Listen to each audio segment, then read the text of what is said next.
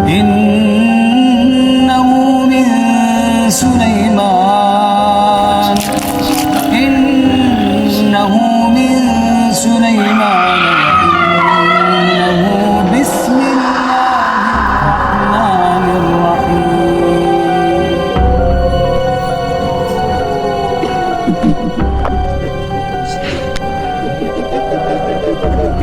Nampak ada pocong kat tepi katil kita. Meracau, dia dah terpekik apa semua Ini kuntilanak semua. Apa dia ni bikin kat sini ya? Aku macam seram itu nak tanya lah. Pasal tak Dia dipanggil kotak 7 tadi sini.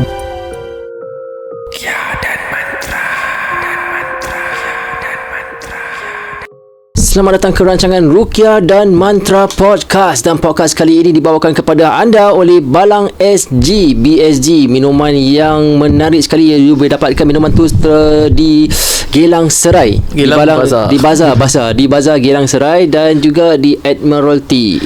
betul. Di sana ada banyak minuman yang lain-lain flavor.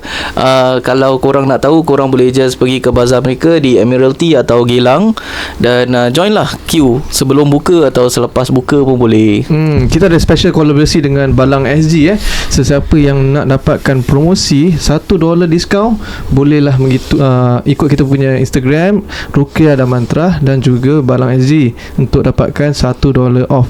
$3 je? $3 je. Satu cawan $3. Masya-Allah.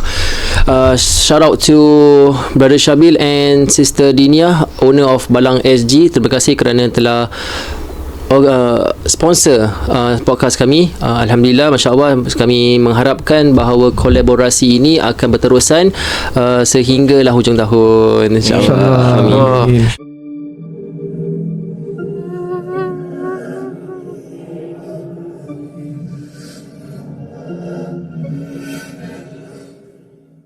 Assalamualaikum warahmatullahi taala wabarakatuh. Selamat datang ke podcast Ruqyah dan Mantra, di mana kita mengupas kisah-kisah gangguan rawatan alternatif Islam serta memahami dunia mistik dari perspektif ilmu dan keimanan.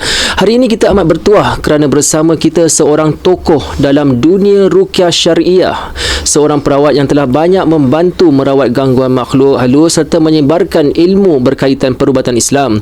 Beliau adalah Ustaz Nuruddin Al-Indonesi, seorang perawat ruqyah yang berpengalaman luas dan juga penulis buku-buku berkaitan ruqyah serta ilmu gangguan makhluk halus. Beliau juga adalah seorang spesialis dalam rawatan ruqyah kanser. Masya-Allah. Dan nama beliau ni sangat disegani, especially terutama sekali di Nusantara. Assalamualaikum Ustaz. Waalaikumsalam. Masya-Allah. Terima kasih Ustaz kerana dapat hadir dalam podcast kami lah dalam waktu yang singkat, dan juga shout out to brother Ruqyologist pada Ridwan. Masya-Allah. Terima kasih. Shout out to you for allowing us to berjumpa dengan Ustaz Nuruddin lah. Bukan sembarang Betul. Bukan senang kita nak jumpa ni. Betul. Saya dengar pun nak dapatkan slot, ada ramai lagi yang kat luar tu nak bersama dengan Ustaz. Tapi alhamdulillah kita dapat peluang dia lah. Masya-Allah. Baik, dan dalam episod ini kita akan berbincang mengenai pengalaman beliau dalam dunia rawatan Islam ni, terutama ruqyah syariah, ruqyah kanser, dan cabaran yang beliau hadapilah, serta bagaimana masyarakat boleh lebih memahami dan melindungi diri daripada ancaman sihir ataupun ancaman jin. Alam. Jika tanpa membuang masa, kita dengarkanlah perkongsian istimewa daripada Ustaz Nuruddin Al-Indonesi, guys. Okay, Ustaz. Straight to the point lah Ustaz. InsyaAllah. Ustaz berasal daripada Indonesia ya? Indonesia ya. MasyaAllah. InsyaAllah. Dan telah berpengalaman. Ustaz boleh kisahkan untuk diri Ustaz sendiri? Okey.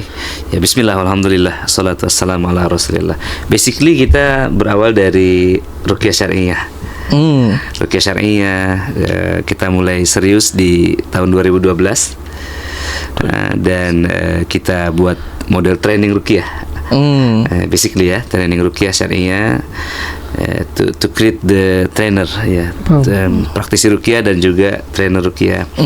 Dan kemudian di 2016 kita menemukan problem mental illness, psikis dan mental illness, psikosomatik, penyakit-penyakit psikis yang berimpact kepada tubuh, pada organ tubuh macam asam lambung, kalau sini mungkin gastrik ya, gastrik, vertigo, autoimun, penyakit-penyakit degeneratif.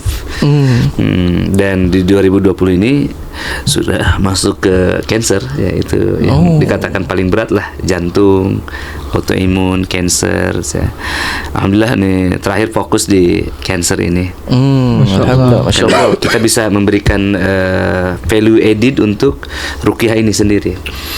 Sejauh ini ruqyah dianggap sebagai pengobatan second opinion lah, alternative solution. Sementara Al-Quran ini kan adalah pengobatan yang utama. Kita harus menyimpannya di highest level ya, sebagai seorang mukmin. Dengan adanya terapi cancer ya, Quranic Healing for Cancer ini, kita bisa meletakkan kembali Al-Quran pada posisinya. Alhamdulillah, Masya Allah, Masya Allah. Tadi Ustaz ada sebut mengenai kanser. Boleh tak Ustaz jelaskan bagaimana konsep ruqyah ini boleh membantu pesakit kanser? Kanser ya, bagaimana ruqyah ini? Apa relasinya antara ruqyah dan kanser ya? Jadi ruqyah ini adalah model mantra tadi kalau dikatakan. Ruqyah itu adalah mantra atau jampi-jampi. Dari kata ar-ruqa. Ar-ruqa itu artinya adalah bacaan atau mantra untuk pengusiran setan, exorcism ya. Oke. Nah, sedangkan cancer sendiri itu adalah satu sebenarnya big question mark ya. What is the cancer really? It's ya, kalau kita tanya profesor, doktor, cendekia, mereka akan meletakkan cancer itu something unknown, sesuatu yang tidak diketahui. Kalau sel cancer itu sesuatu yang diketahui, yakni sel yang terinfeksi oleh cancer. But cancer itself orang tidak tahu sampai hari ini. Nah, jadi sesuatu yang mempengaruhi sel sehingga dia bermetafase, dia bertumbuh dengan progresif, dengan ganas, dan menjadi masalah ketika misalkan di dalam otak dia tumbuh, menekan saraf penglihatan, menekan saraf pendengaran, menekan saraf gerak. Dan kemudian masalahnya ketika ini tumor ini diangkat, maka dia akan bertumbuh kembali. Maka kemudian akan relapse ya, berulang-ulang kemoterapi, radiasi. Nah, maka kemudian orang yang telah mengalami ini akan mencari tadi second opinion atau alternative solution untuk menemukan akar atau root daripada cancer ini. Nah, ketika kita berbicara akar yang tidak diketahui bagi seorang muslim ya, ketika dia unseen atau unknown, itu goib lah. Oke, betul. Itu relasinya di situ. Nah, kalau kita berbicara goib, ya ada dua ya, antara malaikat atau the opposite. Katakan malaikat ini positif, setan ini adalah negatif. Tidak sulit untuk berpikir tentang hal ini.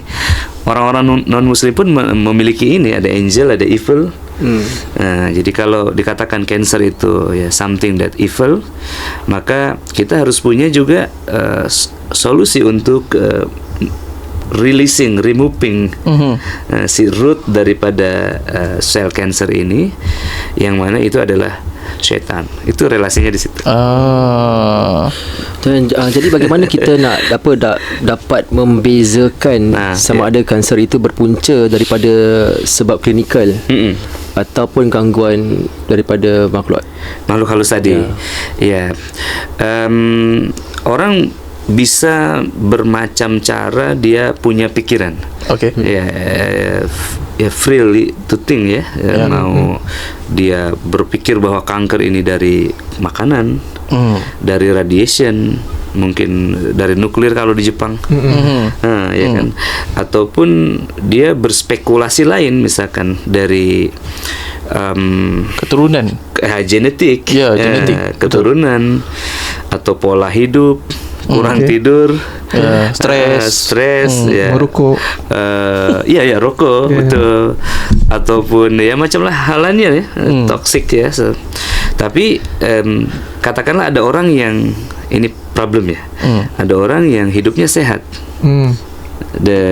Empat sehat 5 sempurna lah kata di Indonesia dikatakan. Jadi dia terlahir di keluarga yang baik, seorang dokter katakan, tapi dia kemudian juga kena cancer. Atau orang yang memang secara biomekanis dia baik, orang sport, olahraga, tapi dia juga kena cancer. Itu seperti itu. Maka kemudian back to basic, kita cari sebabnya apa gitu. Sebabnya ini apa gitu, solution untuk ini apa gitu. Nah, jadi dari pertanyaan-pertanyaan itu kemudian kita menemukan ketika orang-orang yang punya kanker ini disebut cancer survivor, dibacakan ayat-ayat Al-Quran, itu tumornya merespon. Tumornya maksudnya benjolannya merespon, dan memiliki karakter yang sama. Semua orang yang cancer survivor itu memiliki karakter yang sama. Karakter yang sama pada emosinya, pada penyakit yang menyertainya, penyakit penyertanya, dan juga dia bisa metas, mengalami perpindahan. Misalkan dari otak ke dada misalkan, katakanlah begitu ya, atau breast cancer, dia bisa lari ke rahim, ke womb, bisa lari ke tulang. Nah, itu semuanya karakternya sama. Jadi ada karakter yang sama. Bagaimana membedakan ini, apakah sebab makanan atau sebab tadi ya pertanyaannya apa, sebab medis, non medis, medis atau non medis ya. Kalau satu penyakit dikatakan tidak ada obatnya, ya kalau misalkan seorang pakar mengatakan penyakit ini tidak ada obatnya, no solution for that, dan pakar ini pakar penyakit fisik, maknanya itu berarti secara fisik tidak ada solusi. Betul. Betul. Bukan berarti secara non fisik tidak ada solusi. Betul, setuju sangat. Betul. Ada seorang ulama mengatakan jika tidak ada lagi pertolongan di bumi, itu tandanya pertolongan langit segera tiba.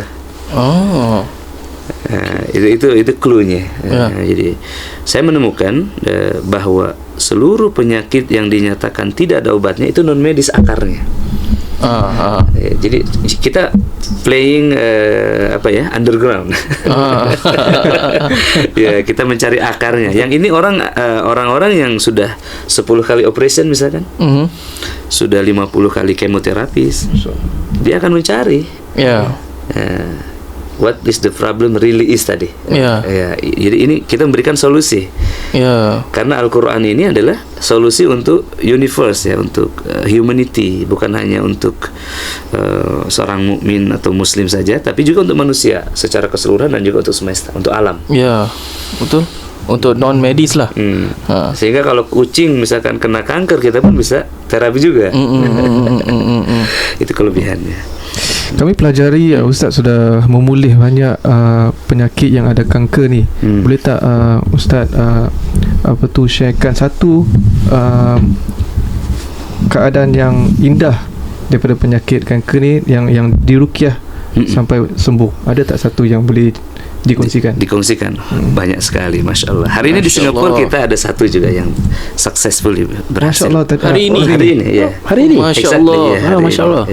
Ruqyah keempat tadi sore sudah berhasil. Masya Allah. Indah sekali. Ini kabar good news ya untuk Singapura. Masya Allah. Banyak kasus yang kita ambil Singapura aja biar ini juga beneficial untuk kaum muslimin di Singapura.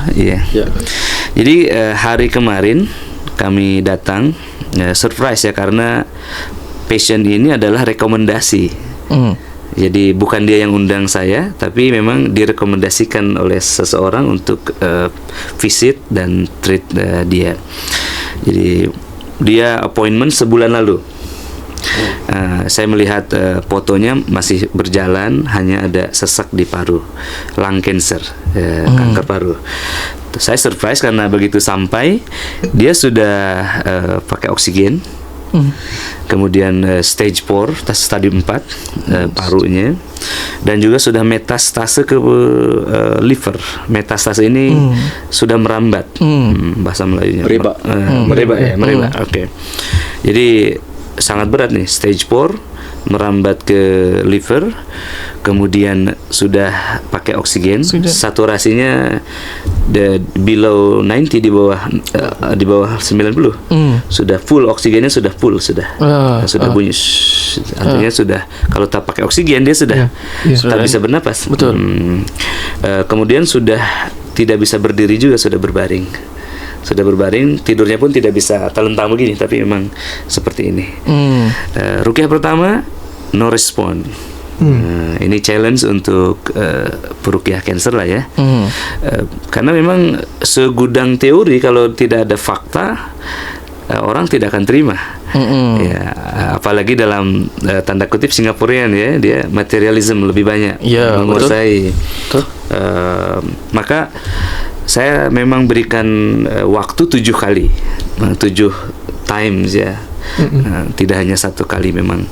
Alhamdulillah di sesi 2, jadi sesi 1 asar, sesi 2 ba'da isya, itu juga tidak ada respon. Tidak ada respon ya. Kemudian kita mulai tadi pagi, today ya, tadi pagi jam 11 juga belum ada respon. Nah, duhur kita bincang dengan orang yang mengundang ini, dengan keluarga, dan ditemukan ternyata ada histori. Nah, yang ini merupakan akar daripada cancer itu sendiri biasanya.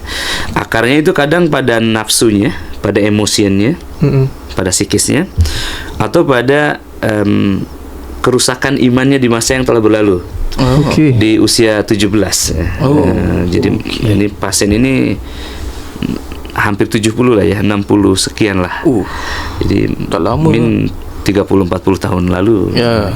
Dia pernah punya ilmu di sini, ilmu silat isian, silat otomatis. Silat batin. Silat batin lah bahasa sini.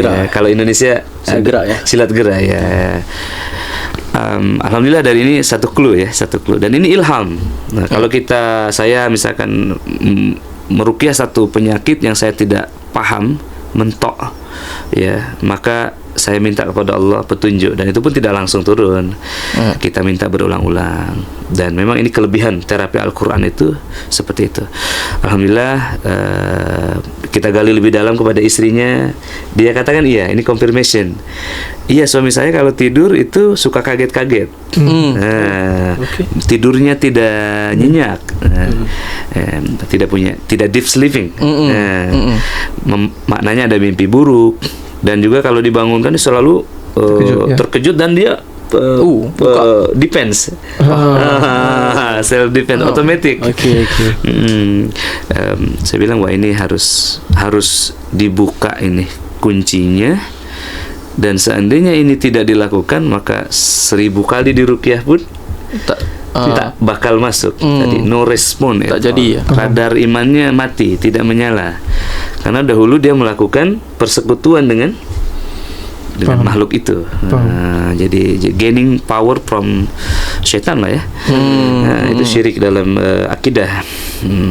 Maka di situ alhamdulillah, bismillah, saya ketemu dengan pasien ini berdua ya. Kita berbicara 4 mata, dan dia, Allah berikan hidayah, dia bersedia untuk melepaskan ilmunya yang dulu, mentaubatinya, dan ketika diruqyah itu indah sekali. Nah, ini tadi kan pertanyaan indah.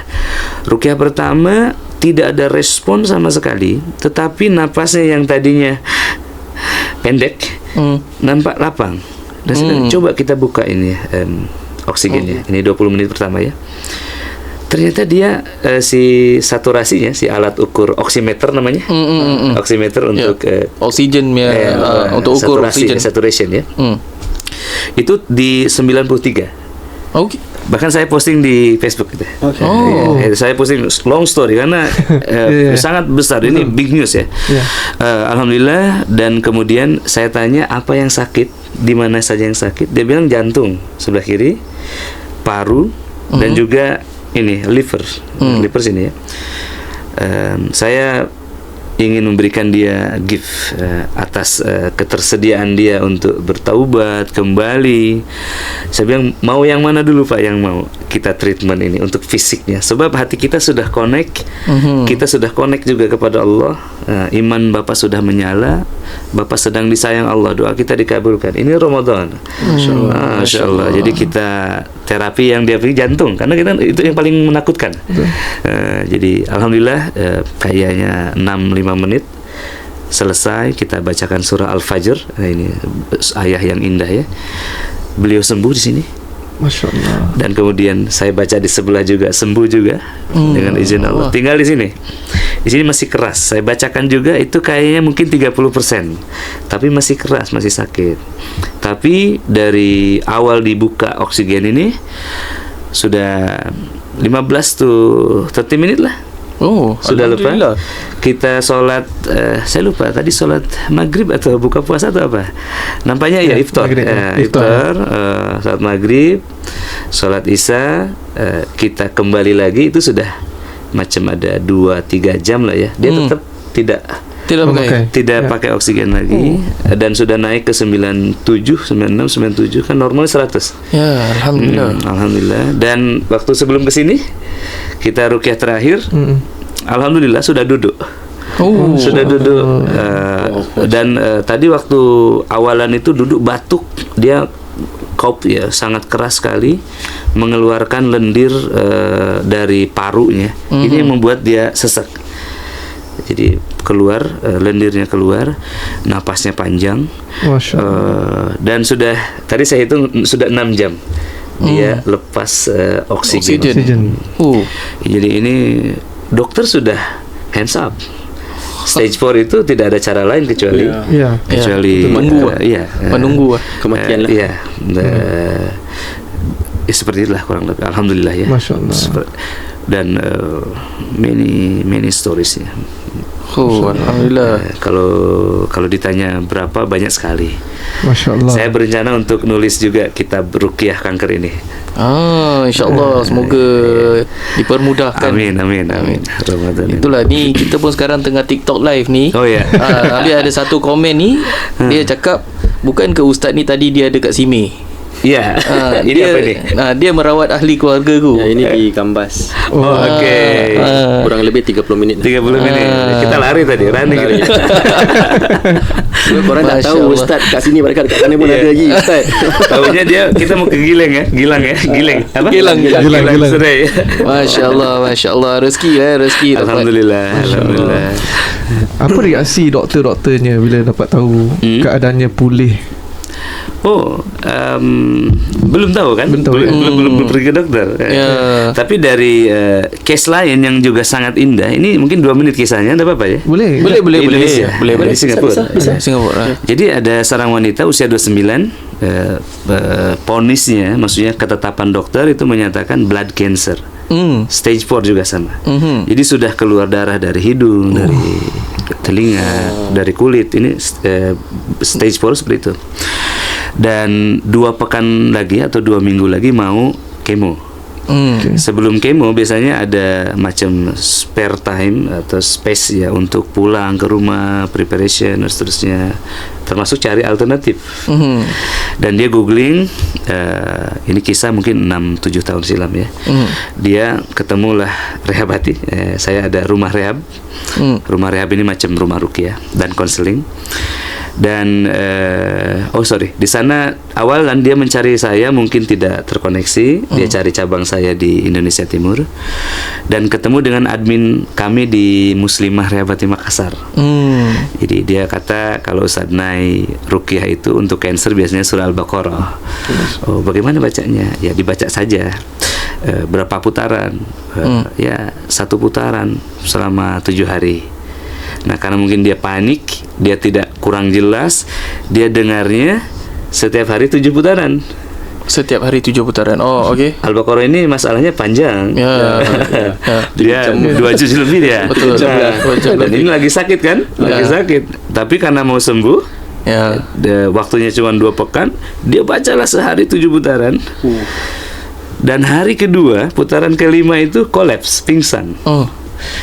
Pingsan ya, kolaps, unconscious. Lalu kemudian dibawalah ke rumah sakit semula yang dia diagnos kanker itu, dan dokternya bingung, confused. Kamu makan obat apa, berobat pakai apa, bersama siapa?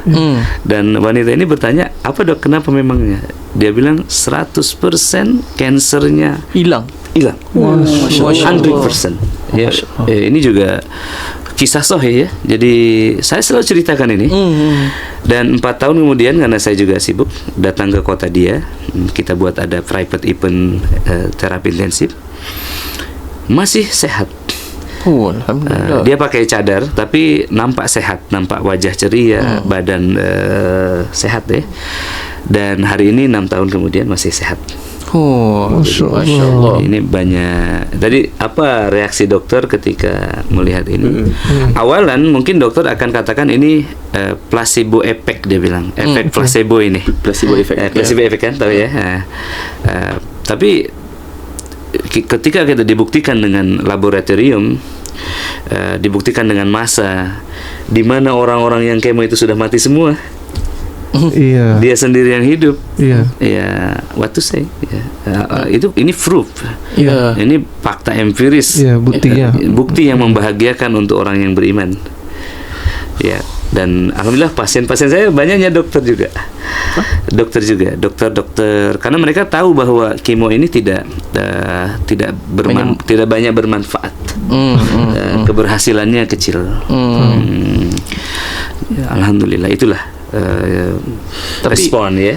Tapi ada tak doktor yang bercanggah dengan yang tidak terimalah. Yang bukan tidak terima, tapi bila dengar kata-kata ustaz, dia ada opinion dia sendiri untuk yang bercanggah dengan apa ustaz cakap. Kalau semisal di TikTok banyak.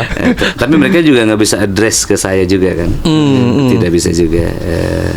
Kalaupun nanti ada yang bertemu saya dan berkata demikian, saya akan sampaikan list dokter di kontak saya. Bisa lihat list ini dokter saya. Saya akan sampaikan. Dan juga memang kita ada ya dokter-dokter respected dokter, Dokter Jadul Akbar, Dokter Agus Rahmadi, dokter-dokter yang memang concern kepada Tibun Nabawi, kepada Al-Quran, kepada dakwah. Mereka juga bersama kita, alhamdulillah. Association-nya juga kita ada, namanya International Islamic Medicine Forum kalau di Indonesia. Itu adalah dokter-dokter yang sudah tidak suka dengan profesinya. Sudah goyah. Terus dia sudah paham bagaimana farmasi ini bekerja. Seperti itu. Jadi many choices lah. Itu depend daripada dia sendiri kan. Karena siapa yang bisa melawan Al-Quran? Ini tidak bisa. Dari sudah 1400 tahun Al-Quran dilawan, dibakar, dihancurkan, difitnah. Tidak bisa, karena ini wahyu. Betul. Dan sesiapa yang mempertahankan Al-Quran, dia akan bertahan, dia akan ditingkatkan sama Allah, dibela sama Allah. Masya Allah. Ya, Al-Quran itu adalah syifa, syifa, kesembuhan. Jadi macam mana Ustaz mulanya itu?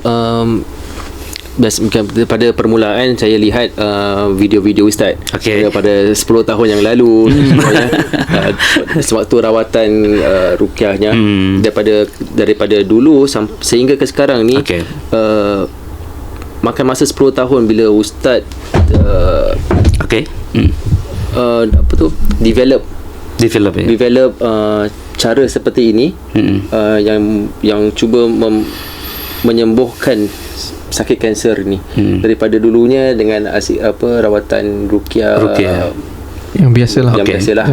Sekarang ke lagi mendalam ada fokusnya, fokusnya dekat sini. Kenapa ya? Ya, ada peristiwa terjadi ke ataupun you duduk dalam bilik bertafakur kan? Jadi yang pertama, alhamdulillah ya. Hadza min fadli Rabbi. Fadlu min Allah, ini rezeki dari Allah.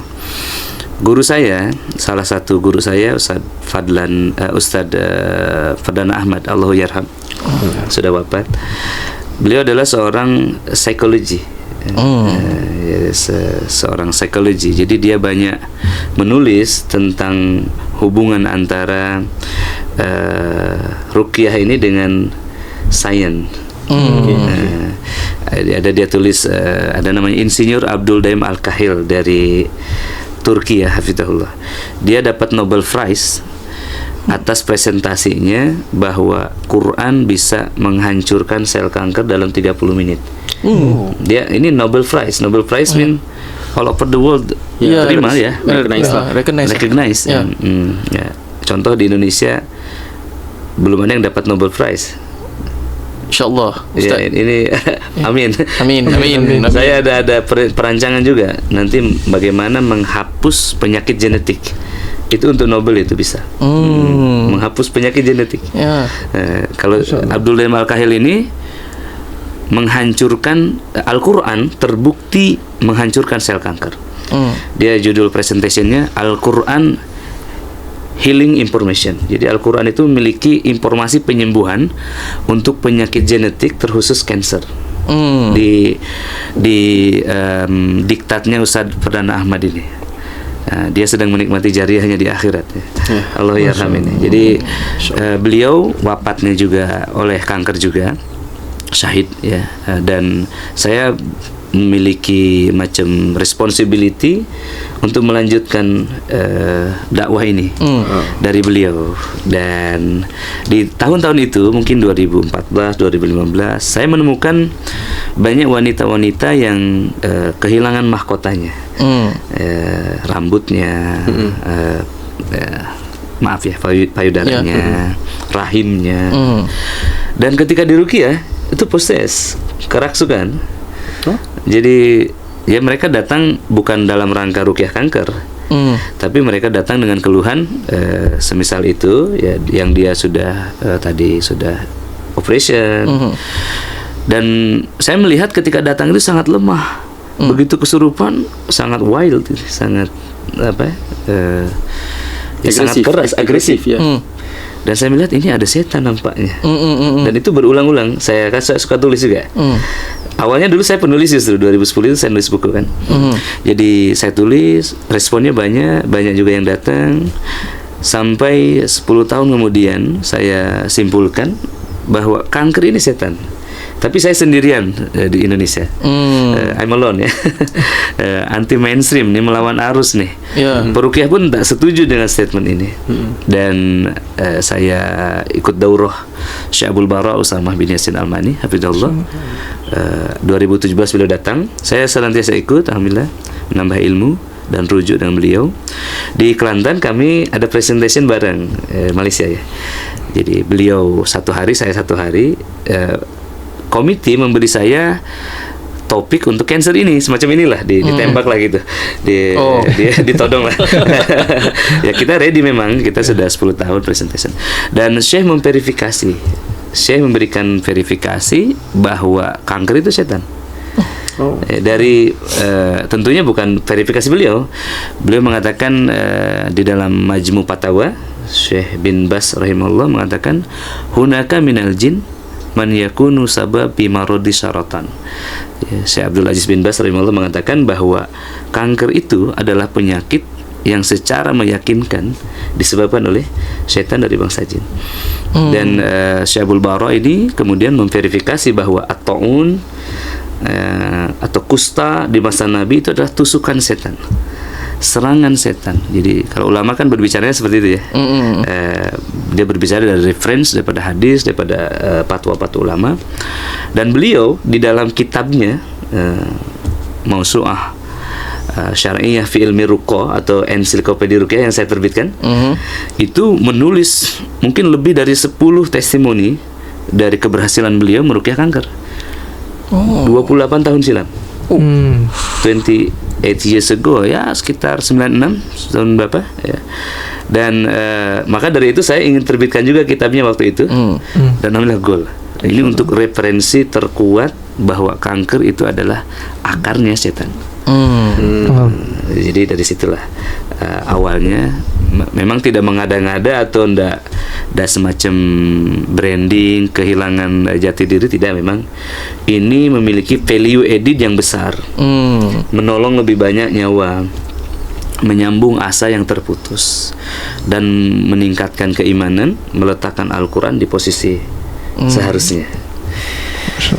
Kami peruqyah paham ya kalau ruqyah itu dianggap ya kuno, dianggap sepele, dianggap rendah. Tapi mereka tidak paham bahwa ruqyah yang syar'i itu based on Quran and Sunnah. Dan kita meninggikan terapi Al-Quran. Itulah kurang lebih jawabannya. Alhamdulillah. Jadi kalau selain daripada bacaan ruqyah, ni saya tanya daripada pandangan umum, tidak semuanya yang faham mengenai ruqyah ataupun yang bisa membaca ruqyah lah, mungkin. Adakah terdapat amalan tambahan seperti doa ataupun zikir yang boleh membantu pesakit kanser ni? Iya, tidak semua peruqyah akan setuju karena tidak semua understand deeply ya. Apa itu di dalamnya. Tidak semua peruqyah juga paham istilah-istilah medis juga. Nah, rata-rata mereka skeptis, mereka skipping aja, ini medis selesai. Itu yang pertama. Yang kedua, bab ini bukan pada ruqyah sebetulnya. Bab ilmu penyembuhan akar dari masalah ini pada psikis ini bukan pada bab ruqyah. Dia pada bab psikologi, psikiatri, atau di dalam Islam itu bab tazkiyatun nafas. Tazkiyatun nafas itu penyucian jiwa, pembersihan emosi, versi Islam. Jadi ruqyah kanker itu sebetulnya adalah tazkiyatun nafs bil Quran. Jadi ada kombinasi antara ilmu ruqyah dan ilmu penyucian jiwa. Nah, ini akan ketemu kitab-kitab ulama yang tebal-tebal membahas tentang tazkiyatun nafs ini. Nah, baik. Lalu adakah bacaan khusus untuk cancer? Kalau secara praktikal ada, misalkan ayat-ayat ketenangan, ayat-ayat kehidupan, atau kalau memang dia sudah confirm bahwa ada setan, jadi saat di ruqyah itu reaksi, kita gunakan ayat-ayat azab. Kalau sudah confirm ini sihir, berarti ayat-ayat sihir. Kalau Saka misalkan di Malaysia, di Singapura, berarti ayat-ayat tentang keagungan Allah Ta'ala. Karena jin itu kan punya iman, punya akal. Ayat-ayat ancaman itu something practical. Yang sederhana, yang simple, 2 Al-Fatihah, 2 ayat terakhir dari suratul Baqarah, itu Silahul Aras namanya. Itu isinya doa yang dijamin sama Nabi SAW akan dikabulkan. Kata Nabi, sesiapa yang membaca Al-Fatihah dan 2 ayat terakhir suratul Baqarah, maka doanya dikabulkan. Kalau kita gali, isinya memang macam muhasabah, gitu, istislam, penyerahan diri. Itu. Kemudian berikutnya adalah ayat-ayat ruqyah biasa saja. Yang paling berat adalah tazkiyatun nafsnya. Materi ini sangat berat dipelajari, dipahami, dan juga diaplikasikan. Jadi memang demikian. Kalau kita sudah tahu kuncinya tazkiyatun nafs bil Quran, maka terapi ruqyahnya biasa, tapi tazkiyatun nafsnya yang perlu counseling lebih dalam, understanding, applying. Kalau handphone itu macam reformatting gitu. Reformat ya. Tidak mudah kan orang hijrah. Tidak mudah juga orang ruqyah lalu peduli dengan imannya. Sesuatu yang lain ya. Tapi kalau orang sudah cancer, dia tidak ada jalan lain. Kecuali bersungguh-sungguh. Jadi itulah kurang lebih. No lose lah. Dia tak ada lose situation lah. Dia kira dah habis, dah tak ada option. Kayak orang pergi ke dukun, kenapa dia ikut dukun? Dia tahu akalnya tidak bisa menerima, tapi dia lakukan. Karena no option itu. Betul. Ya, kerana nak option tu. Betul. Sensible. Ya. Okay. Make sense ya. Ya. Baik, sebelum saya kita tutup bahagian ke satu ni, satu soalan mungkin boleh dijawabkan di bahagian kedua. Dalam perspektif Islam, Ustaz, adakah kanser ini dianggap sebagai ujian, kifarah ataupun gangguan makhluk halus? Ya, kita akan jawab ni di bahagian nombor 2. Jangan ke mana-mana, tunggu sebentar, kita akan langsung bersama Ustaz di bahagian kedua, insya-Allah.